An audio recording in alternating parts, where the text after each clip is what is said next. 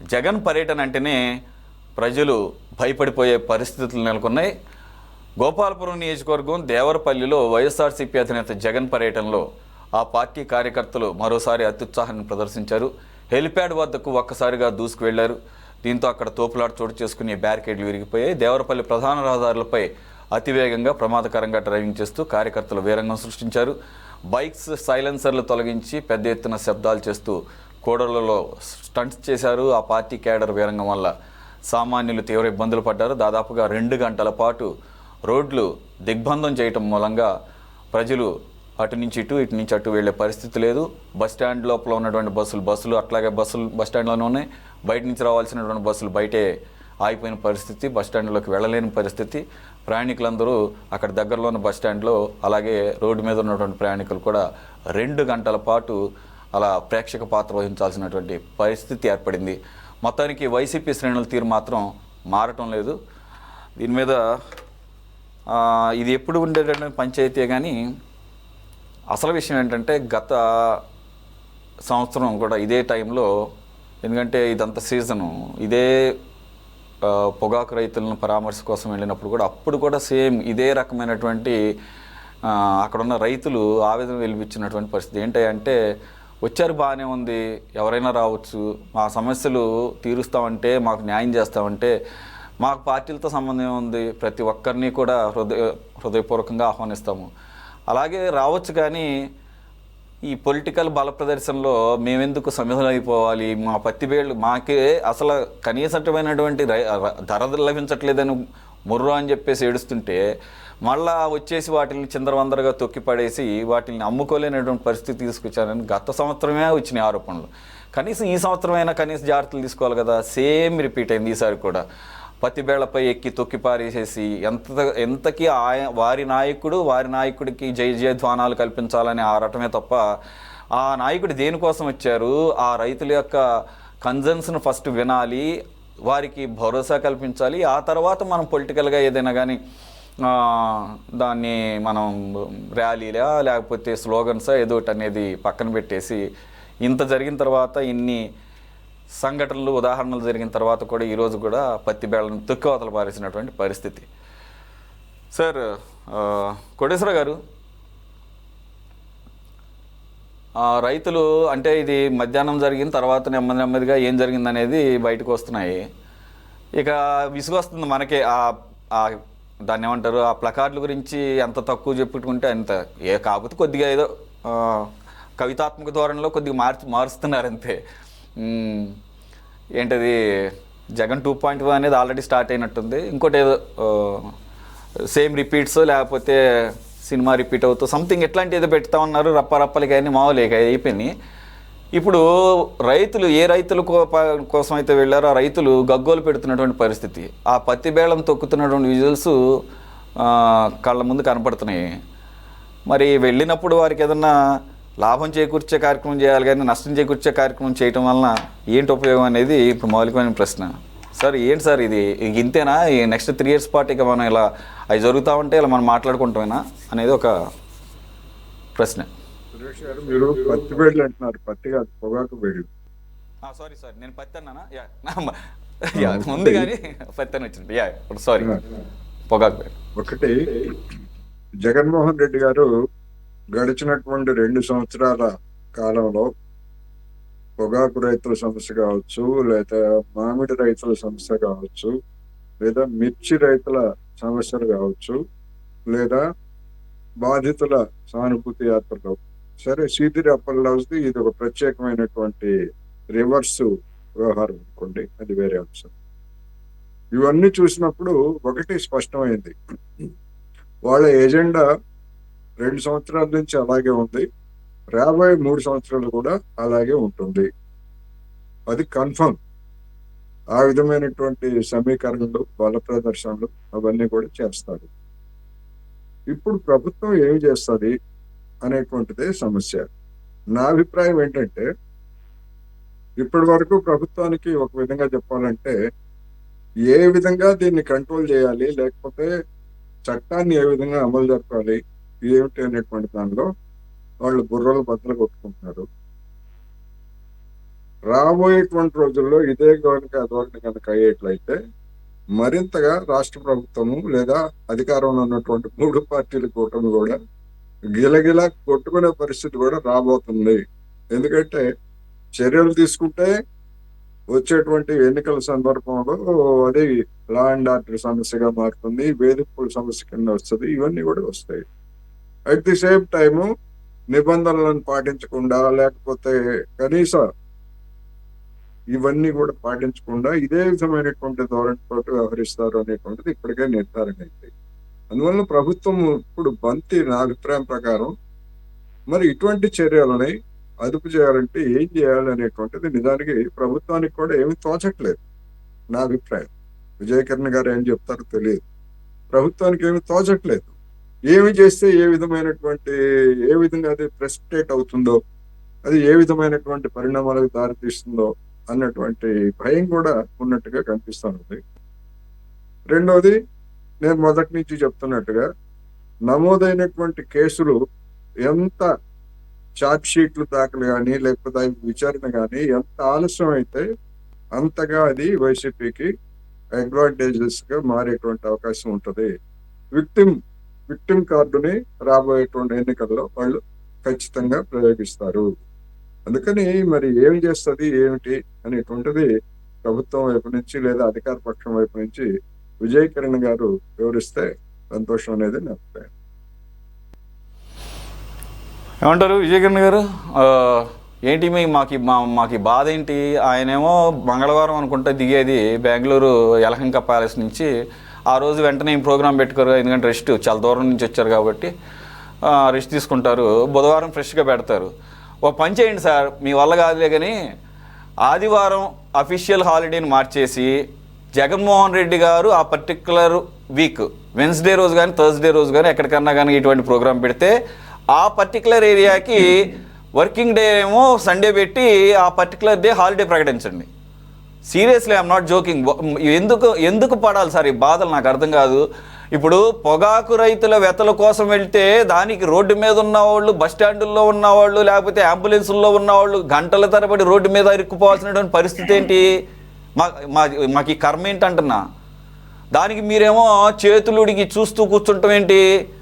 అంటే ఈ డ్రామా ఏంటి?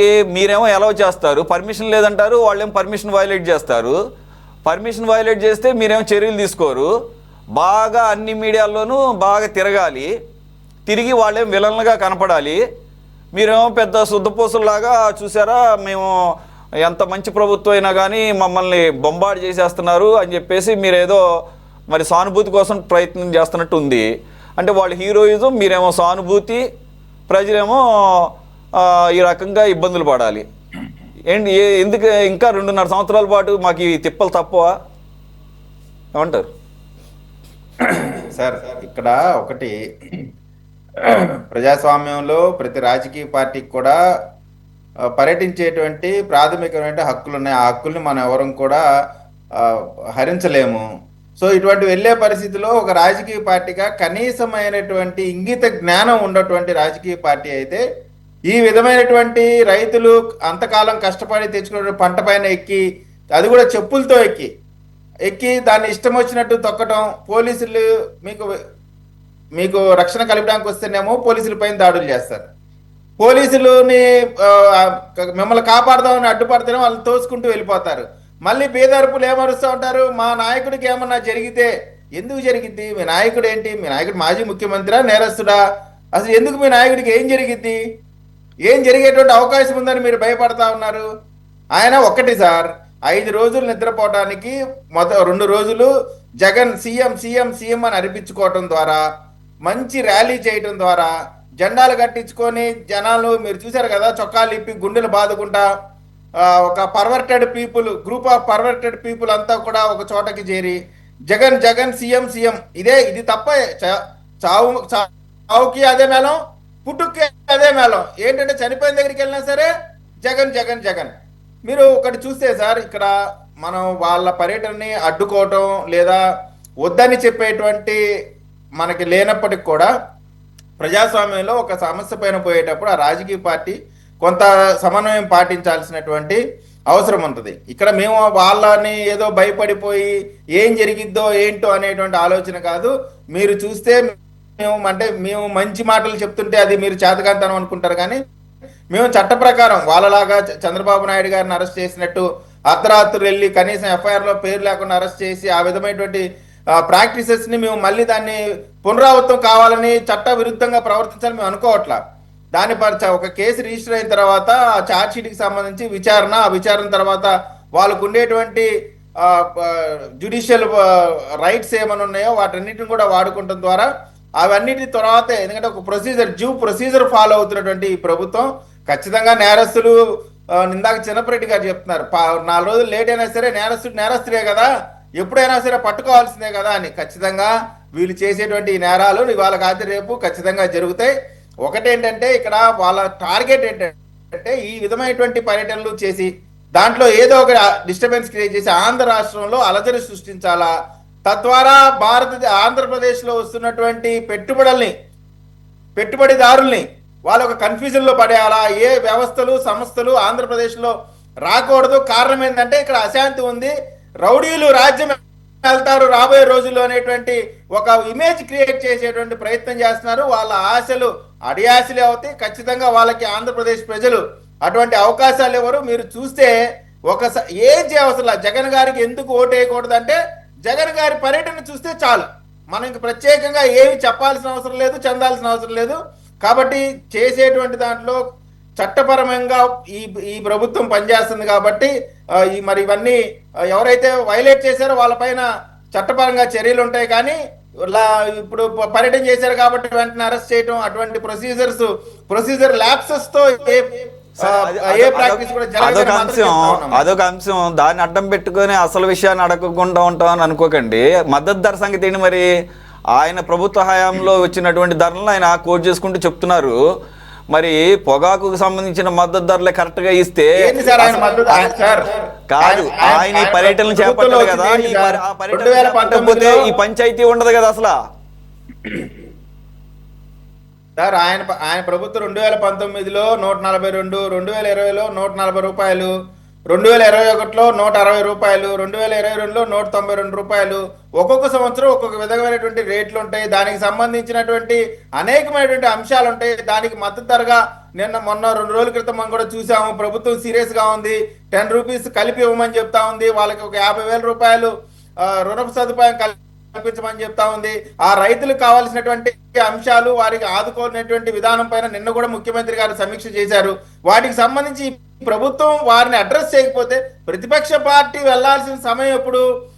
రైతులు ఇబ్బంది పడతా ఉన్నప్పుడు, వాళ్ళ గురించి ఆ ప్రభుత్వాలు పట్టించుకోకుండా ఉన్నప్పుడు, వారి గురించి చర్చ జరగనప్పుడు, వారికి మద్దతుగా ప్రభుత్వాలు లేనప్పుడు ప్రతిపక్ష పార్టీలు వెళ్ళాలి. కానీ ప్రభుత్వం వారి గురించి ఆలోచన చేస్తున్నప్పుడు, వారికి మద్దతుగా ఉంటున్నప్పుడు ఈ విధమైనటువంటి చేసి నేనే చేశా, ఇదిగో రేపు ఏది వచ్చినా సరే నేను మొన్న వెళ్ళాను కదా, మీకు అర్థమైందా, నేను అందుకు వెళ్ళాను కాబట్టే వీళ్ళు చేశారు అని చెప్పుకోవడానికి, ఒక ఎలిపి క్రియేట్ చేయడానికి వాళ్ళు పర్యటన చేస్తా ఉన్నారు తప్ప వాళ్ళలో చిత్తశుద్ధి అనేటువంటిది లేదు. వారు ఉన్నటువంటి దాంట్లో నెంబర్స్ తో సహా ఉన్నాయి. ఇందాకే మా అచ్చెన్నాయుడు గారు కూడా ప్రెస్ మీట్ పెట్టి చెప్పారు, జగన్మోహన్ రెడ్డి గారు వచ్చినా సరే లేదు, రావడానికి ఆయనకు ఉంటే జూమ్ కాల్ లేదు, మీకు సంబంధించిన వాళ్ళైనా సరే జగన్మోహన్ రెడ్డి గారే రావాల్సిన అవసరం లేదు, ఎవరు వచ్చినా సరే గత 5 సంవత్సరాలు ఇప్పుడు జరుగుతున్నటువంటి ఈ ప్రభుత్వం సంబంధించిన దాంట్లో చర్చకు పారదర్శకంగా సిద్ధంగా ఉన్నామని చెప్తున్నాం. Right, okay. చిన్నపరెడ్డి గారు వెళ్ళిన పని చాలా దాన్ని ఏమంటారు, ఆహ్వానించదగ్గటువంటి అంశం. కానీ వెళ్ళే తీరే సార్, ఆ వెళ్ళే తీరు మీరు వెళ్ళిన దాని యొక్క ఎసెన్స్ని తొక్కిపడేస్తుంది. ఎలా అయితే మీ కార్యకర్తలు ఆ పొగాకు బేళం తొక్కేశారో ఆ వెళ్ళినటువంటి ఫలితం లేకుండా పోతుంది అనేది మీకు బాధ కలిగించట్లేదు సార్? ఎందుకు ఎడావిడి? వెళ్తున్న పని ఏంది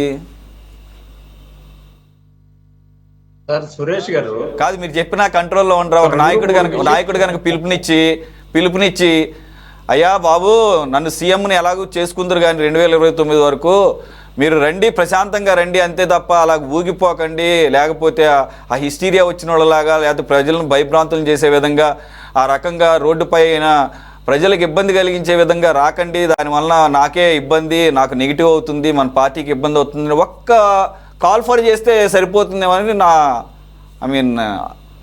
అంచనా. ఏమంటారు? సరే, మీరు అలా అభిప్రాయపడటంలో తప్పు లేదు. మీకు కోణం ఉంటది. వైఎస్ఆర్ కాంగ్రెస్ పార్టీ ప్రజల పక్షాన పోయినప్పుడు ప్రజలు సమస్యలు చెప్పుకోవడానికి వస్తారు. అది మీ కళ్ళు ఆనందించవు కదా. అక్కడ వచ్చిన సమస్య అది. సమస్య మా కళ్ళతో కాదు చూస్తే సార్. మీకు అది ఆనందంగా వాళ్ళంతా ఉంటుంది. రైతులు కాదు కదా సార్, వాళ్ళంతా రైతులు కాదు కదా, రైతులు లోపల ఉన్నారు కదా. రైతులు గేట్లు కూడా వేసేసారంట. ఎవరైతే రైతులు వేలానికి వస్తారో ఆ రైతుల వరకే పర్మిషన్ ఇచ్చారంట. దానికి కూడా ఊగిపోతున్నారు. మాకెందుకని అవకాశం కల్పించరని గేట్లు బాలగొడతానికి వెళ్ళిపోతున్నారు అక్కడ. సురేష్ గారు 2-3 అంశాలు మాట్లాడారు. 2-3 అంశాలకు కూడా నేను సమాధానం ఇస్తా. మీరు మాట్లాడటం ఏమైనా ఉంటే చెప్తే అయిపోయాక మాట్లాడతా.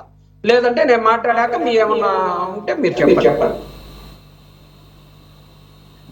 ఏమీ లేదు. మరి ఇది వాళ్ళ యొక్క సమస్యలు వినాలి కదా. అంటే సమస్యలు అక్కడ ఎవరి సమస్యలు వినడానికి వెళ్ళారు? పొగాకు రైతుల సమస్యలు. వీళ్ళంతా కార్యకర్తలు కదా. వీళ్ళంతా మీ కార్యకర్తలకి ఇప్పుడు సమస్యలు ఏమి లేవు కదా ప్రస్తుతానికి. సమస్యలు ఇన్ ద సెన్స్ అక్కడంతా అరవడానికి గోల్ చేయడానికి వచ్చిన కార్యక్రమం కదా కనపడుతుంది అంటున్నా. దాన్ని కాస్త ఆపొచ్చు కదా అంటున్నా.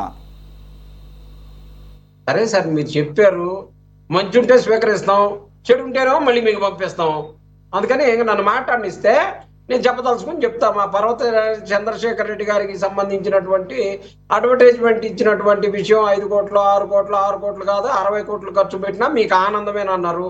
మీ ఆనందాన్ని ఎవరు కాదనరు.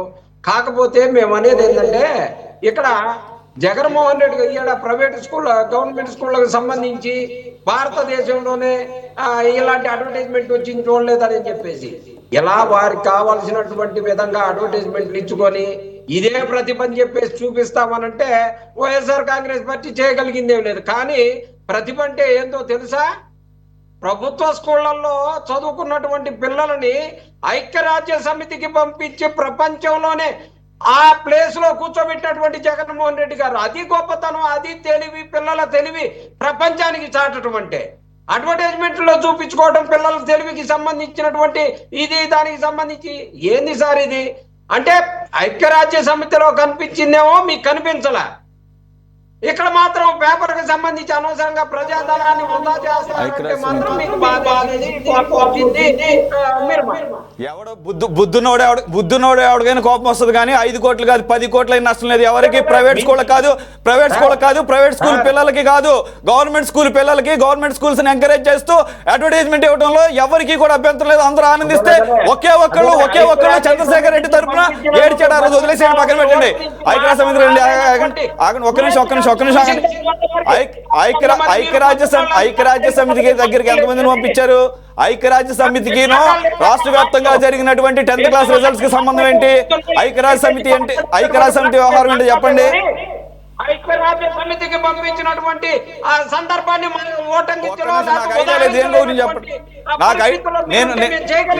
నేను మిస్ అయినట్టున్నాను, సారీ. ఏంటో చెప్పండి. ఐక్యరాజ్య సమితి సంగతి ఏంటో చెప్పండి కొద్దిగా కాసేపు. వైఎస్ఆర్ కాంగ్రెస్ పార్టీ అధికారంలో ఉండగా భారతదేశంలోనే ఎప్పుడూ జరగనటువంటి ఒక గొప్ప అంశం జరిగింది. భారతదేశంలోనే జరగలేదు సార్, గుర్తుపెట్టుకోండి. ఇప్పుడు చెప్తా ఉన్నాం. ఆంధ్రప్రదేశ్ ప్రభుత్వ స్కూళ్లలో చదివేటటువంటి బ్రహ్మాండమైన తెలివి కల్ల పిల్లల్ని ఐక్యరాజ్య సమితికి పంపించి యుఎన్ఏలో ప్రసంగించేటటువంటి అవకాశం కలిగింది అనంటే అది తెలివిని ప్రపంచానికి చాటడం సార్. అడ్వర్టైజ్మెంట్లు చాటడం కాదు. ఇది మా వర్షను. నేను మిస్ అయినట్టున్నాను. అయితే అది జరిగితే మంచిదే.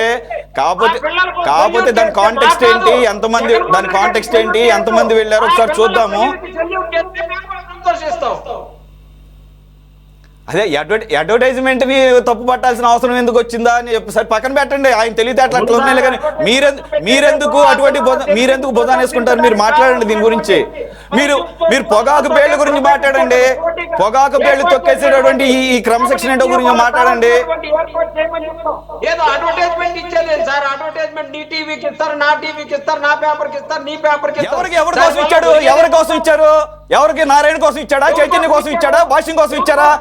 ఈ రాష్ట్ర గవర్నమెంట్ స్కూల్స్ కోసం, స్కూల్ పిల్లల కోసం ఇస్తున్నారు. ఇప్పుడు కూడా మీరు అభ్యర్థన పెడతారేంటి? అసలు ఏమన్నా అసలు ఇంగిత జ్ఞానం ఉందా? అంటున్నా. సంవత్సరానికి ఒక్కసారి అది కూడా మొదటిసారి గవర్నమెంట్ స్కూల్ పిల్లల కోసం ఆడిస్తే దాన్ని పట్టుకుని ఆడతారేంటండి?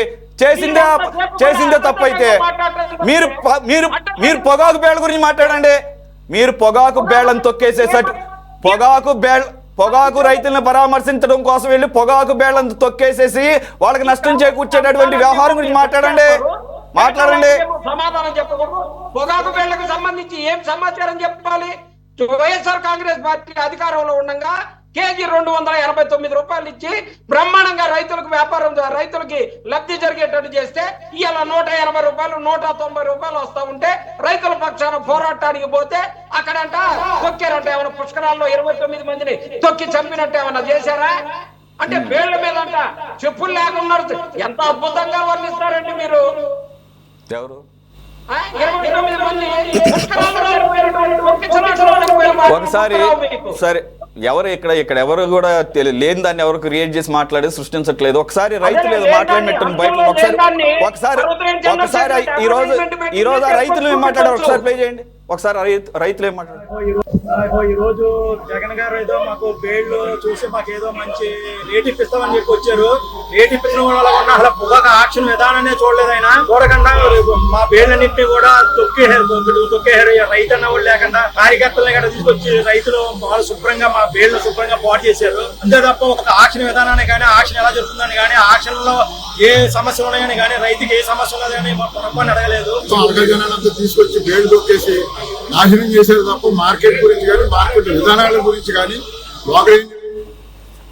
అది సార్ ఈరోజు ఏ రైతులనైతే పరామర్శించడానికి వెళ్ళారో, ఏ రైతులకు కనీస మద్దతు గురించి మాట్లాడటానికి వెళ్ళారో వాళ్ళ బాధ అది.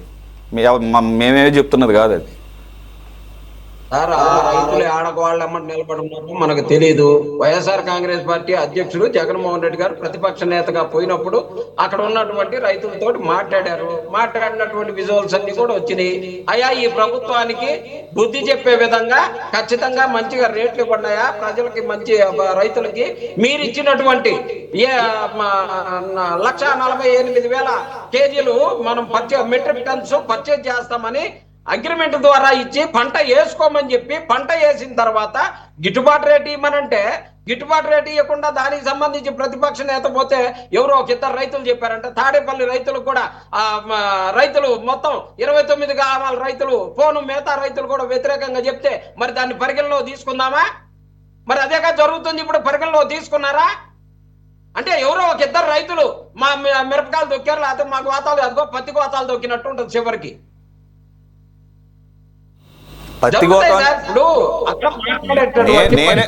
నేనేదో ఫ్లోలో అది టొబాకో అందులే కానీ ఒక్కసారి అనుకోకుండా వచ్చి నేనేదో పత్తి అంటే మీరు దాన్ని పట్టుకుని ఎలాడతారు ఎందుకు? 500 మందో 5,000 మందో 50,000 మంది రైతులు వస్తే ప్రతి ఒక్కరితో మాట్లాడలేరు కదా. వాళ్ళు ఆడ చివరి ఉండొచ్చు, ఒకవేళ వాళ్ళ వర్షం అదై ఉండొచ్చు. రకరకాల పార్టీలకు సంబంధించిన రైతుల్లో మనుషుల్లో అందరిలో కూడా రకరకాల పార్టీలు ఇవి మోసం చేయవు కదా. మనుషులు మోసం చేసిన మనం మోసం చేయలేవు కదా. రెండోది ఏది సవ్యంగా నడిచింది ఇప్పుడు అది కనపడుతున్నాయి కదా విజువల్స్. సరే అదొకటే కాదు కదా సార్, అదొకటే కాదు కదా. ఒక నిమిషం ఆగండి. అదొకటే కాదు కదా. హెలిప్యాడ్ ఉంది, ఒక అనుభవం ఉంది గత సంవత్సరంలో హెలికాప్టర్ మీదకి వెళితే హెలికాప్టర్ ధ్వంసం అయితే హెలికాప్టర్ వెనక్కి వెళ్ళిపోయిన పరిస్థితి చూసాము. జగన్మోహన్ రెడ్డి గారి గత పర్యటనలో కూడా హెలిప్యాడ్ విషయంలో హెలిప్యాడ్ మీదకి ఒక గుంపుగా వెళితే అక్కడ హెలికాప్టర్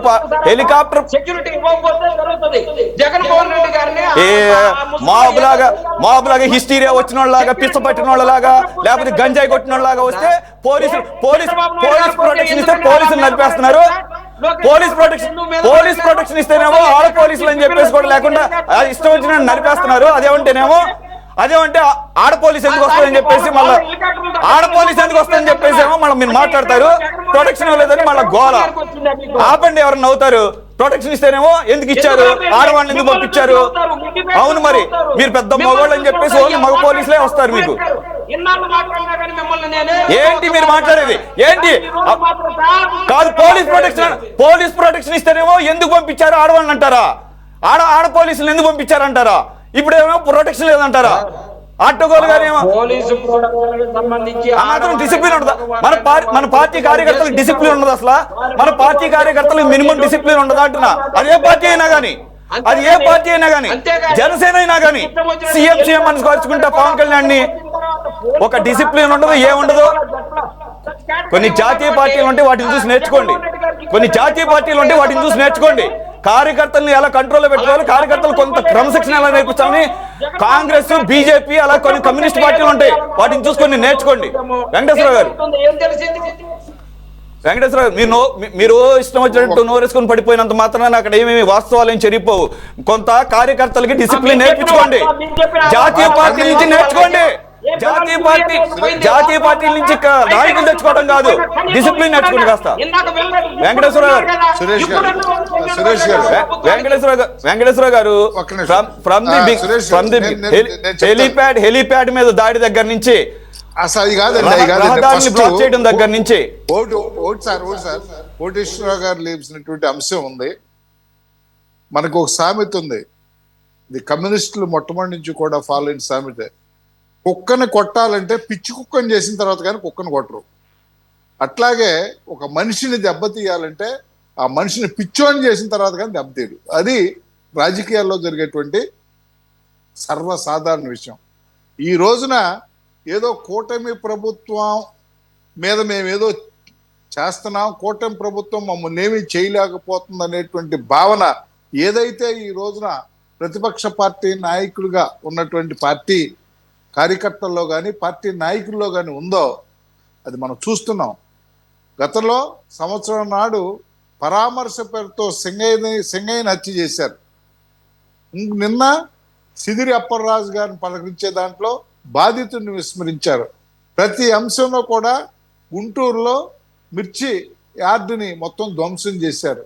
మీరన్నట్టుగా కడప జిల్లాలో ఉంది, కడప జిల్లాలోనే హెలికాప్టర్ యొక్క ప్రొఫైల్ కూడా డ్యామేజ్ అయినట్టు పరిస్థితి. ఇవన్నిటిని కూడా కూటమి ప్రభుత్వం ఖచ్చితంగా గమనిస్తుంది. పాపం పండాలి, ప్రజల్లో అభిప్రాయం రావాలి, మేమేదో రాజకీయ కక్షతో చేశామనేటువంటి ఆలోచన ప్రజల్లో రానియకుండా కేవలం ఏదైతే విధ్వంసం, విద్రోహం, విద్వేషం అనేటువంటి సిద్ధాంతాలను ప్రాతిపదికగా చేసుకున్నటువంటి నాయకత్వంతో ప్రయాణం జరుగుతుందో ఆ విధ్వంసం, విద్వేషం, విద్రోహం అనేది ప్రజలు స్పష్టంగా అర్థమయ్యి రూల్ ఆఫ్ లా అతిక్రమించినటువంటి పరిస్థితుల్లో 151 స్థానాలను 11 స్థానాలకు బొందబెట్టినప్పటికి కూడా ఈ రోజు వరకు కూడా వారు మారకపోతే ఖచ్చితంగా కూడా సమయం వచ్చినప్పుడు కీలించి కర్రుగాల్చి వాత పెడతారనేటువంటిది ప్రభుత్వం కానీ ప్రజలు కానీ గ్రహించాలని కోరుకుంటూ, ఒకసారి చిన్నపరెడ్డి గారు దయచేసి గమనించండి. ఏదైనా ఒక మహాత్మా గాంధీ గారు ఏం చెప్పారు, కేవలం ఆబ్జెక్టే కాదు, ఆ యొక్క విషయమే కాదు, దానికి కావలసినటువంటి మీన్స్, ఒక మంచి కార్యక్రమం చేయాలన్నా కూడా ఆ మంచి కార్యక్రమం చేసేటువంటి విధానం కూడా మంచిగానే ఉండాలి. అంతేగాని ఏదో ప్రజలకు మేలు చేద్దామని తుపాకీ కొట్టడంతో రాజ్యపాలన చేయాలనేటువంటి సిద్ధాంతాన్ని మనం ఏ విధంగా వ్యతిరేకిస్తున్నామో, కేవలం అహింస ద్వారానే భారతదేశానికి స్వతంత్రం తీసుకొచ్చినటువంటి వ్యక్తి గాంధీ గారు చెప్పినటువంటి కేవలం మార్గం అనేది మన గమ్యం చేర్చేటువంటి క్రమంలో గమ్యమే కాదు, మార్గం అనేది కూడా చాలా ముఖ్యమైనటువంటి విషయం.